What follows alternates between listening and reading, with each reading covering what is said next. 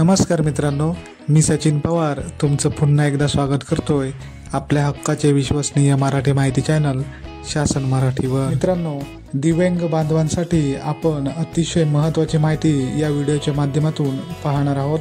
Video शेवटपर्यंत नक्की पहा। मित्रांनो, दिव्यांग व्यक्ती हक्क अधिनियम 2016 संबंधी शासनाने अतिशय महत्त्वाचा असा शासन निर्णय प्रसिद्ध केलेला आहे। आता सर्वात पहिले म्हणजे दिव्यांग व्यक्ती हक्क अधिनियम 2016 म्हणजे काय हे तुम्ही जाणून घ्या।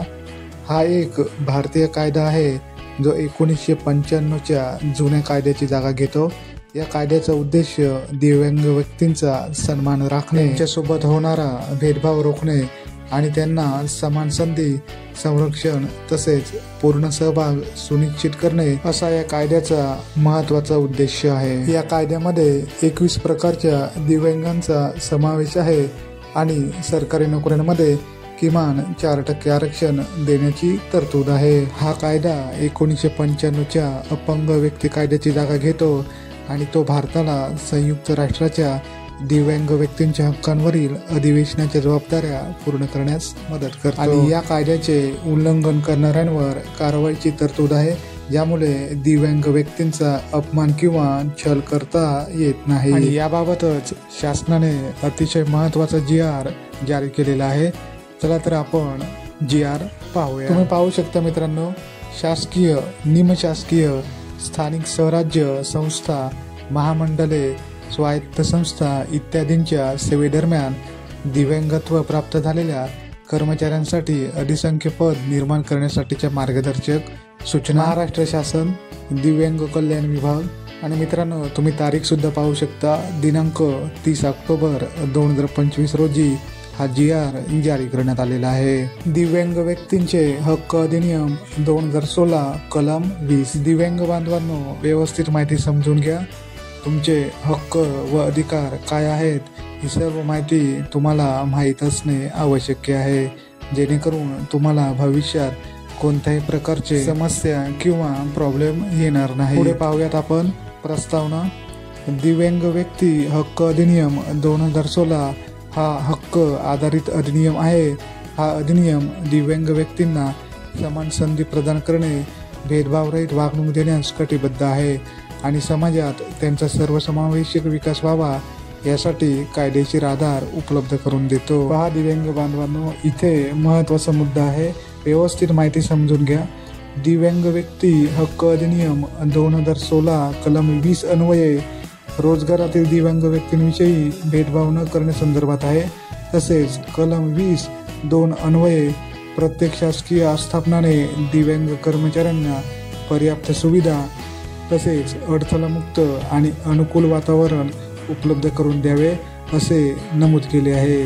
त्याचप्रमाणे कलम 20(4) अन्वये सेवेदरम्यान दिव्यांगत्व प्राप्त झालेल्या कर्मचाऱ्यांना संरक्षण प्रदान केले असून त्याचे पालन करणे हे कायदेशीररित्या बंधनकारक आहे। मित्रांनो, पुढे आपण पाहूयात शासन निर्णय।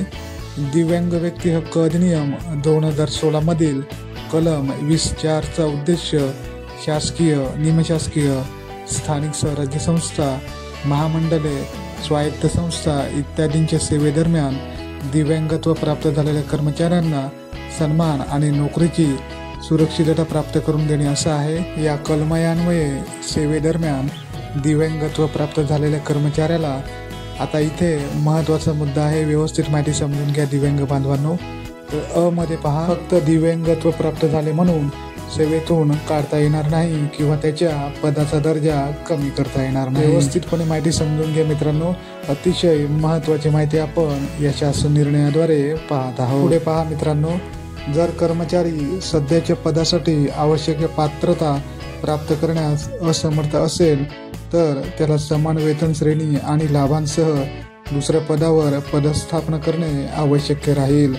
त्यानंतर पुढे पहा, जर कर्मचाऱ्याचे कोणत्याच पदावर समायोजन करणे शक्य नसेल तर तो योग्य पद मिळेपर्यंत किंवा सेवानिवृत्त होईपर्यंत यापैकी जे आधी घडेल त्या कालावधीसाठी अधिसंख्य सुपरन्युमररी पद निर्माण करून पदस्थापना करणे आवश्यक आहे। क्रमांक 2 मध्ये पहा, अधिसंख्य पदांची निर्मिती करताना संबंधित विभागाने दिव्यांग व्यक्ती हक्क अधिनियम 2016 च्या कलम 33 अन्वये दिव्यांगांसाठी केलेल्या पदसुनिश्चितीचा आधार घेण्यात यावा. त्यानंतर क्रमांक 3 मध्ये पहा, उपरोक्त सर्व गोष्टीची पूर्तता होते का नाही याची खात्री केल्यानंतर जर अधिसंख्य पदे निर्माण करण्याची आवश्यकता निर्माण झालीच तर त्यास प्रशासकीय सामान्य प्रशासन विभाग आणि अर्थसंकल्पीय वित्त विभाग मंजुरी आवश्यक असेल. पुढे मित्रांनो क्रमांक 4 मध्ये पहा, तथापि सेवेदरम्यान दिव्यांगत्व प्राप्त झालेला कर्मचारी सध्याच्या पदावर समायोजन केल्यास कार्यरत राहू शकतो अथवा त्याला दुसऱ्या पदावर पदस्थापना द्यावी लागेल. याबाबत संबंधित नियुक्ती प्राधिकारी हे वैद्यकीय मंडळ दिव्यांग तज्ज्ञाच्या मार्गदर्शनाने किंवा आवश्यक त्या पद्धतीने मूल्यांकन करून याबाबत आवश्यक योग्य निर्णय घेतील. यामध्ये सध्याचे किंवा नवीन मिळणारे पद त्याच्या क्षमतेशी सुसंगत आहे किंवा करो याची खात्री करणे गरजेचे राहील. तर अशा प्रकारे दिव्यांग बांधवांनो, तुमचे हक्क व अधिकार काय आहेत हे तुम्हाला माहिती असणे आवश्यक आहे. अतिशय महत्त्वाची माहिती आपण या व्हिडिओच्या माध्यमातून पाहिली आहे. सर्व दिव्यांग बांधवांपर्यंत ही महत्त्वाची माहिती नक्की शेअर करा आणि व्हिडिओ आवडल्यास व्हिडिओला लाईक करा आणि आपल्या चॅनलवर पहिल्यांदा आला असाल तर चॅनलला सबस्क्राईब नक्की करा. अशीच महत्त्वपूर्ण माहिती तुमच्यापर्यंत येत राहील. भेटूया लवकरच एका नवीन अपडेटसह. तोपर्यंत धन्यवाद. जय हिंद, जय महाराष्ट्र.